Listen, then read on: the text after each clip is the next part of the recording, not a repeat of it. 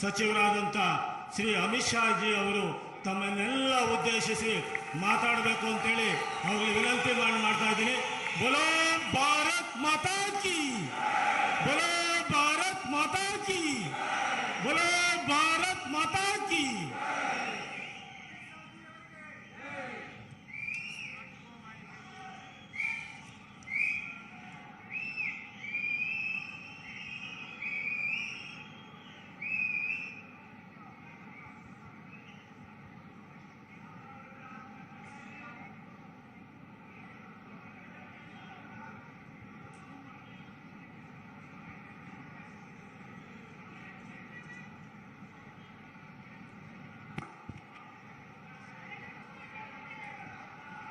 मेरे साथ बोलिए, भारत माता की। क्यों भाई, बेंगलुरु वालों की आवाज को क्या हो गया? बहुत समय के बाद बेंगलुरु के इतने सारे कार्यकर्ताओं को मिल रहा हूं भाई, आवाज ऐसी नहीं चलेगी। मेरे साथ दोनों हाथ उठाइए। बेंगलोर की 27 में से 20 से ज्यादा सीट जीतने के संकल्प की मुट्ठी बींचे और प्रचंड आवाज से बोलिए, भारत माता की, भारत माता की, भारत माता की। मंच पर उपस्थित भारतीय जनता पार्टी के प्रदेश अध्यक्ष श्रीमान नलिन कुमार कटील जी, हमारे लोकप्रिय मुख्यमंत्री श्री बसवराज बोम्मई जी, मेरे मित्र और मोदी जी की मंत्रिपरिषद के सदस्य श्री प्रहलाद जोशी जी, राष्ट्रीय महासचिव श्रीमान अरुण सिंह जी, राष्ट्रीय महासचिव और कर्नाटक के ही नेता श्री सीटी रवि जी, भारतीय जनता पार्टी की राष्ट्रीय उपाध्यक्ष और कर्नाटक की सहप्रभारी बहन डी के अरुणा जी, हमारे पूर्व मुख्यमंत्री और सांसद श्रीमान सदानंद गौड़ा जी, मंच पर उपस्थित सांसदगण, राज्य सरकार के मंत्रीगण, विधायक, प्रदेश के पदाधिकारी, शहर के पदाधिकारी और आज के कार्यक्रम में इतनी विशाल संख्या में आए हुए बेंगलुरु के हर बूथ से आए हुए बूथ अध्यक्ष और बीएलओ को मेरी पार्टी के मालिक, भारतीय जनता पार्टी के मालिक बूथ अध्यक्षों को मेरा प्रणाम। मित्रों, आज मैं बेंगलुरु की भूमि पर हूं। सबसे पहले नाथ प्रभु केम्पे गौड़ा जी को प्रणाम कर मेरी बात की शुरुआत करना चाहता हूं। मैं जब यहां आया हूं तब जगत ज्योति बसवन्ना, आदि शंकराचार्य, माधवाचार्य, रामानुज के ये कर्म भूमि समग्र कर्नाटक की जनता को भी प्रणाम करना चाहता हूं। मित्रों, अभी मोदी जी ने महान शासक केम्पे गौड़ा जी की याद में अंतर्राष्ट्रीय हवाई अड्डे के टर्मिनल 2 का उद्घाटन किया और 108 फुट ऊंची उनकी मूर्ति प्रतिमा का अनावरण करने का भी काम किया। आज जब हम सब कार्यकर्ता बेंगलुरु में 20 से ज्यादा सीट जीतकर पूर्ण बहुमत की भारतीय जनता पार्टी की सरकार बनाने का संकल्प लेकर यहां पर एकत्रित आए हैं, तब केंपेगौड़ा की ये मूर्ति हमारी सरकार के लिए प्रेरणा का स्थान रहेगी, हमारी मार्ग प्रशस्त करने वाली रहेगी। मित्रों, 2018 के चुनाव में बेंगलोर की जनता ने, कर्नाटक की जनता ने भारतीय जनता पार्टी को सबसे बड़ी पार्टी बनाया, परंतु थोड़ी सी चूक रह गई। और जैसा हमेशा होता है कि जेडीएस और कांग्रेस चुनाव के वक्त तो आमने सामने होते हैं, मगर जब भाजपा के सामने आते हैं तब इलू इलू कर एक दूसरे की गोद में बैठ जाते हैं और उनकी सरकार बनी। मगर सरकार अपने ही करप्शन के बोझ से गिर गई और फिर से भारतीय जनता पार्टी की येदुरप्पा जी की सरकार बनी और येदुरप्पा जी के जाने के बाद आज बसवराज जी इसको आगे बढ़ा रहे हैं। भाइयों बहनों, भारतीय जनता पार्टी के कर्नाटक के कार्यकर्ता और विशेषकर बेंगलोर के कार्यकर्ताओं को मैं कहने आया हूं, देश भर के कार्यकर्ता जहां जहां भी हमारा दौरा होता है, देश भर के कार्यकर्ता मुझे बताते हैं दक्षिण में भारतीय जनता पार्टी को मजबूत करना चाहिए। यह सिर्फ दक्षिण के कार्यकर्ताओं का नहीं, नॉर्थ ईस्ट से लेकर गुजरात से लेकर बंगाल तक, उड़ीसा तक, सारे देश के कार्यकर्ताओं का ये संकल्प है कि दक्षिण के अंदर कमल खिलना चाहिए। और मैं आज आपको बताता हूं, कर्नाटक और बेंगलोर के कार्यकर्ताओं को, कि दक्षिण में भारतीय जनता पार्टी की एंट्री का गेट द्वार हमारा कर्नाटक है, यहीं से एंट्री हो सकती है। कर्नाटक के गांव गांव तक भारतीय जनता पार्टी का संगठन पहुंचा है। मैं आज कह सकता हूं, जेडीएस और कांग्रेस की इतनी बड़ी रैली भी नहीं हो सकती, हमारे कार्यकर्ताओं का समागम इतना बड़ा दिखाई पड़ा। कल मैं दक्षिण कर्नाटक में गया, मांड्या गया। मैं तो प्रदेश अध्यक्ष जी को बधाई देना चाहता हूं। मैं कई बार दक्षिण कर्नाटक, मैसूर, मांड्या गया हूं। मैंने मेरे जीवन में ऐसी रैली नहीं देखी, इतनी बड़ी रैली दक्षिण कर्नाटक में हुई है। और मित्रों, हम एक मजबूत बैकग्राउंड के साथ चुनाव के मैदान में उतर रहे हैं। कांग्रेस वाले जब भी चुनाव आता है नई नई चीजें लेकर आ जाते हैं। उनके लिए सत्ता भ्रष्टाचार करने का एक साधन है, और हमारे लिए सत्ता राज्य के गरीब से गरीब व्यक्ति को सुखी करने का एक साधन है। मित्रों, 2022 के अंदर 7 राज्यों में चुनाव हुए। 7 राज्यों में से 5 राज्यों के अंदर भारतीय जनता पार्टी ने पूर्ण बहुमत प्राप्त किया है, और 7 में से 6 राज्यों में कांग्रेस का सुपड़ा साफ हो गया। मित्रों, लगभग गुजरात, उत्तराखंड, मणिपुर, गोवा और उत्तर प्रदेश, ये राज्यों में भारतीय जनता पार्टी में और मजबूताई के साथ अपनी सरकार बनाई। और गुजरात में तो मोदी जी की लोकप्रियता इतनी है कि गुजरातनी जनता ने सारे रिकॉर्ड तोड़ दिए हैं। मित्रों, 182 में से 156 सीटें दी है और कांग्रेस को वहां विपक्ष का स्टेटस भी चला गया है। ये बैकग्राउंड के साथ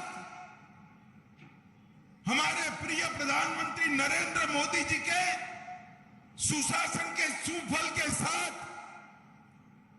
येदियुरप्पा और बसवराज जी ने जो सरकार चलाई है, उसकी सफलताओं की सिद्धियों के साथ हम चुनाव में अंदर जा रहे हैं। मैं आज मेरे सामने बैठे हुए बेंगलुरु के कार्यकर्ता और कर्नाटक भर में बिखरे हुए भारतीय जनता पार्टी के कार्यकर्ताओं को आज आह्वान करने आया हूं। सरकार बनानी है तो आधी अधूरी मत बनाना, 2/3 बहुमत वाली पूर्ण बहुमत की सरकार बनानी है। और मैंने कर्नाटक की जनता का मूड देखा है। जनता तैयार बैठी है, हमने जाना पड़ेगा। मोदी जी हमारे चुनाव का नेतृत्व करेंगे, मगर वोटर के लिए तो मेरा बूथ का कार्यकर्ता, मेरा बीएलओ ही नरेंद्र मोदी है। नरेंद्र मोदी का संदेश लेकर आपको और मैं गारंटी देता हूं आपको मित्रों, संपर्क के लिए बाहर निकल पड़िए। हमारी केंद्र सरकार और राज्य सरकार 8 साल 9 साल तक चली। नरेंद्र मोदी सरकार ने कोई ऐसा काम नहीं किया है जिससे आपको शर्म से सिर झुकाना पड़े। सीना तान कर जाइए, जनता आपके स्वागत के लिए तैयार बैठी है। मित्रों, गरीब कल्याण के बारे में इंदिरा जी ने सूत्र दिया था, गरीबी हटाओ। वो सूत्र तो दिया, मगर कांग्रेस ने गरीबी हटाने की जगह गरीबों को हटाने का काम किया। भारतीय जनता पार्टी ने इस देश के 80 करोड़ गरीबों के घर में बैंक अकाउंट भेजा। करोड़ों गरीबों के घर में शौचालय बनाकर गरीब माताओं और बहनों को सम्मान के साथ जीने का अधिकार दिया है। आजादी के 70 साल के बाद 4 करोड़ से ज्यादा गरीब के घर में बिजली का लड्डू पहुंचाने का काम, उसका अंधेरा समाप्त करने का काम ये भारतीय जनता पार्टी की नरेंद्र मोदी सरकार ने किया है। 13 करोड़ से ज्यादा माताओं को चूल्हे के धुएं से मुक्त कर गैस का सिलेंडर देने का काम ये भारतीय जनता पार्टी की सरकार ने किया। 60 करोड़ से ज्यादा गरीबों के घर में 5 लाख तक का सारा स्वास्थ्य का खर्चा अब नरेंद्र मोदी सरकार उठा रही है। और भाइयों बहनों, चीन में कोरोना फिर से पसर रहा। मैं आप सभी कार्यकर्ताओं को पूछना चाहता हूं, कोरोना के दोनों डोज लिए या नहीं लिए? भाई हाथ ऊपर करो, किस किसने लिए हैं? सबने लिए ना? एक पैसा भी देना पड़ा है। नरेंद्र मोदी सरकार ने भारत के 130 करोड़ लोगों को 230 crore dose free of cost देकर भारत को कोरोना से सुरक्षित करना। इसके साथ साथ कोरोना के कारण जिनकी रोजगारी गई, ये 60 करोड़ गरीबों को 2.25 साल तक प्रति व्यक्ति प्रति माह 5 किलो अनाज मुफ्त में देने का काम ये भारतीय जनता पार्टी की नरेंद्र मोदी सरकार है।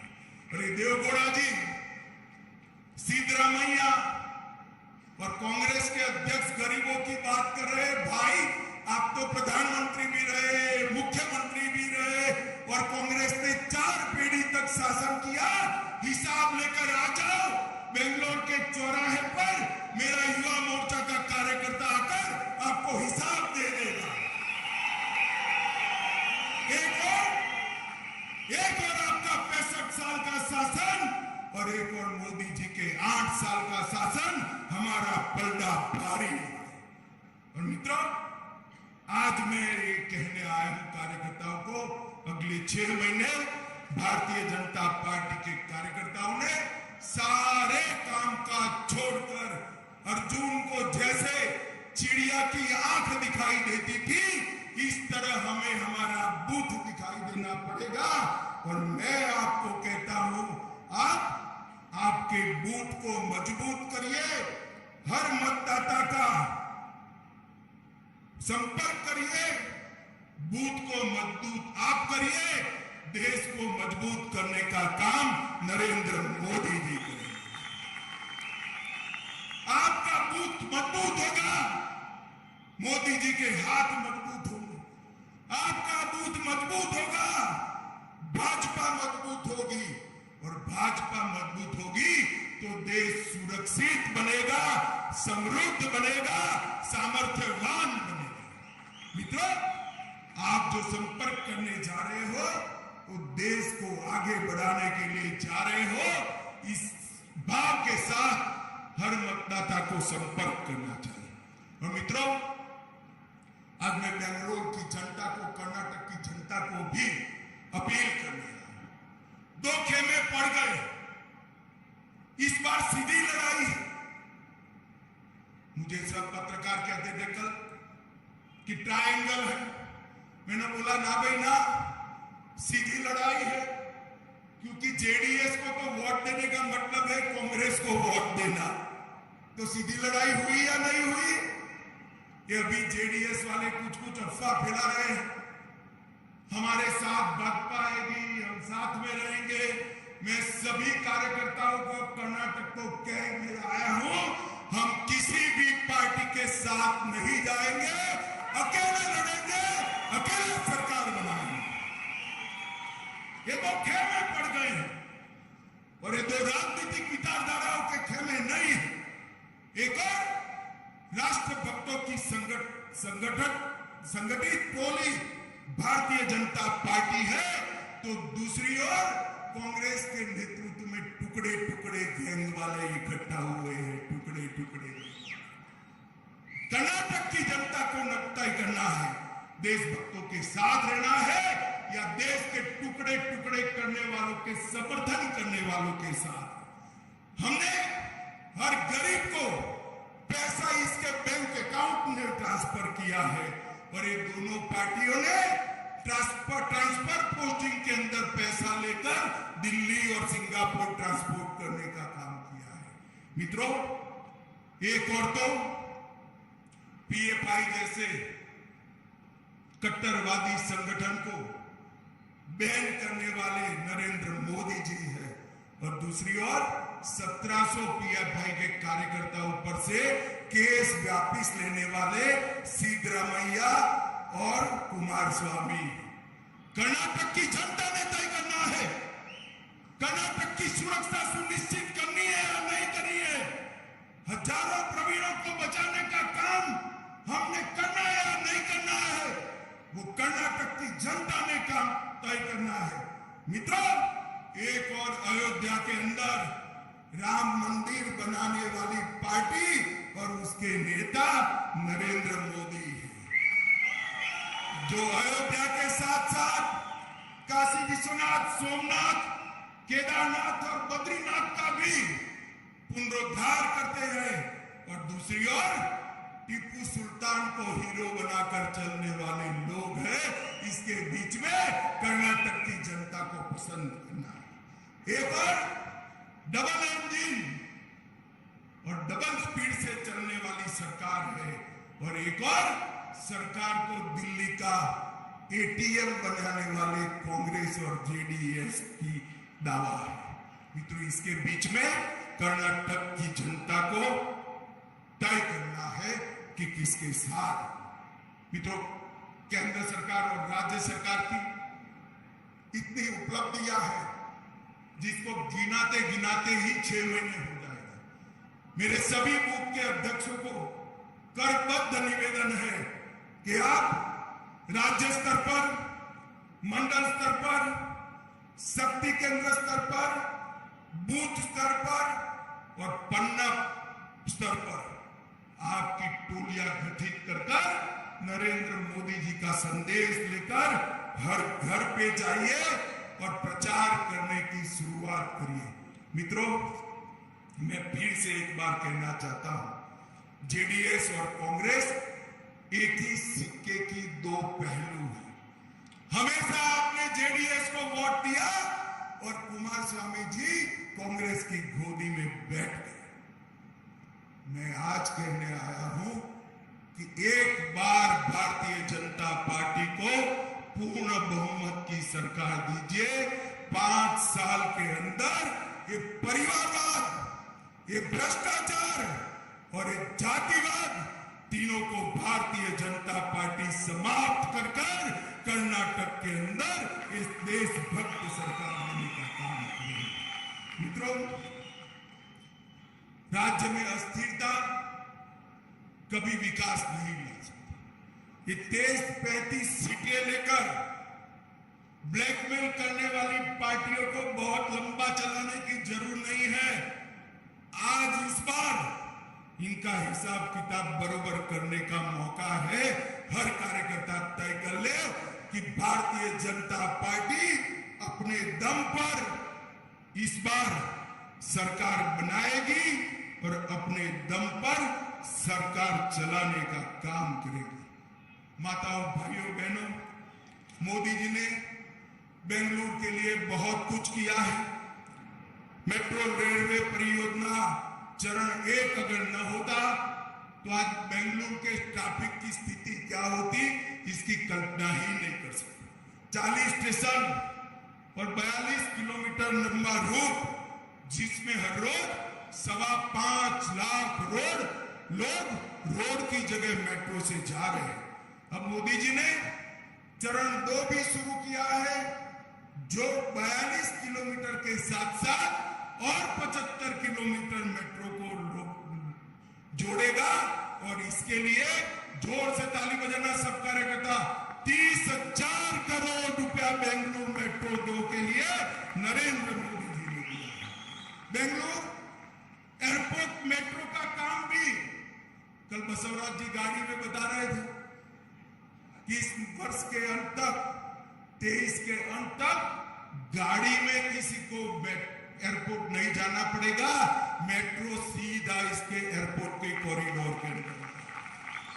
मित्रों, विकास का काम भारतीय जनता पार्टी कर रही है और ये 30,000 करोड़ के अलावे और 14,000 करोड़ इसके लिए देने का काम भारतीय जनता पार्टी ने किया है।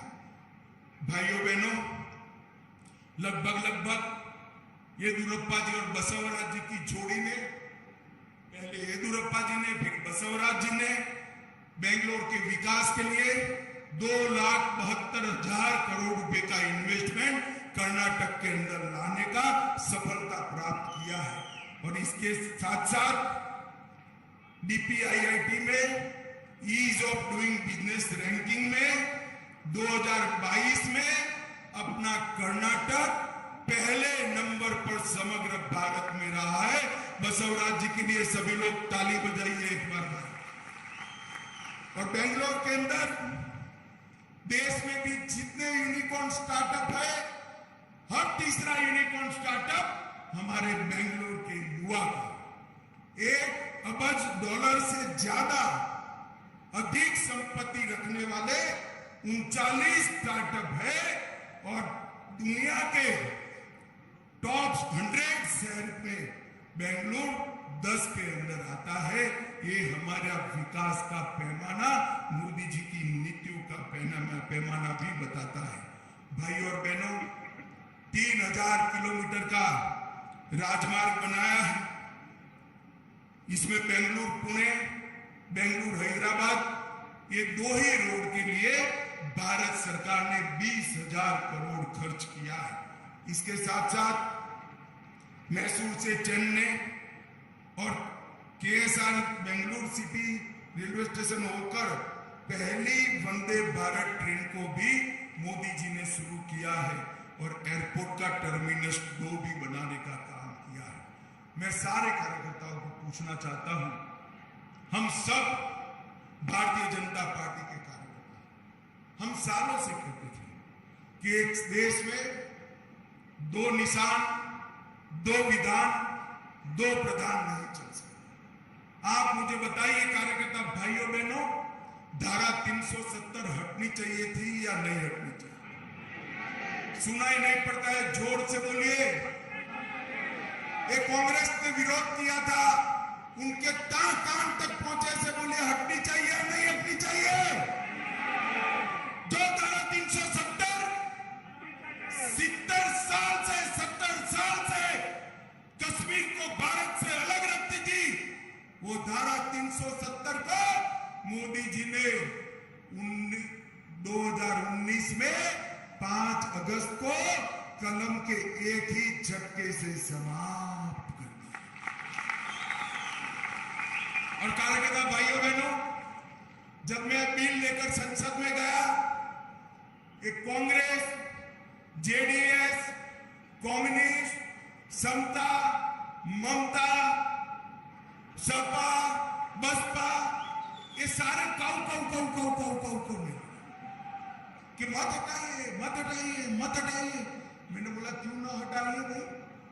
तुमने कहा कश्मीर में खून की नदियां बह रही। मैं आज जेडीएस और कांग्रेस वालों को कहने आया हूं, खून की नदियां छोड़िए, कंकड़ चलाने की किसी की हिम्मत नहीं हुई है। ये नरेंद्र मोदी मित्र मोदी जी ने ट्रिपल तलाक को हटाया, धारा 370 को हटाया, सीए लेकर आए और मोदी जी ने पूरे देश को सुरक्षित करने के लिए हमारी फौजों को मजबूत करने का काम देश के नेता नरेंद्र मोदी जी ने। आज मैं कहने आया हूं आप सभी को, बेंगलुरु के घर घर में जाइए, क्या डीके शिव कुमार और सिद्धरामैया और कुमार स्वामी वो और उनकी पार्टी आतंकवाद के खिलाफ लड़ सकती है क्या? देश को सुरक्षित कर सकते हैं क्या? कर्नाटक को पीएफआई से बचा सकते हैं क्या? अरे कुछ नहीं कर सकते, वोट बैंक से डरते हैं। हम भारतीय जनता पार्टी के कार्यकर्ता हैं, वोट बैंक से नहीं डरते, देश को सुरक्षित करने में मानने वाले लोग। और इस देश को सुरक्षा देने का काम केवल और केवल नरेंद्र मोदी और भारतीय जनता पार्टी ही कर सकते हैं। सुरक्षा का मुद्दा पूरे कर्नाटक के लिए बहुत महत्वपूर्ण मुद्दा है। कार्यकर्ता भाइयों बहनों, मैं आज आपको कहने आया हूं, ढेर सारे अच्छे काम किए हैं। मैं बताने जाऊंगा तो सभा नहीं होगी, 7 दिन की भागवत सप्ताह हो जाएगी, मगर समाप्त नहीं होगी। परंतु आप सबसे मेरा अनुरोध है, इस सब के बावजूद भी हर कार्यकर्ता घर घर जाए, हर मतदाता का संपर्क करे। कौन प्रत्याशी है वो मत देखिएगा, कमल का फूल प्रत्याशी है। देश का हित हमारी पार्टी का लक्ष्य है, देश की सुरक्षा हमारी पार्टी का लक्ष्य है, और दुनिया में भारत नंबर 1 पर पहुंचे वो हमारी पार्टी का लक्ष्य है। वो लेकर लोगों के बीच में जाइए और विजयी बनिए।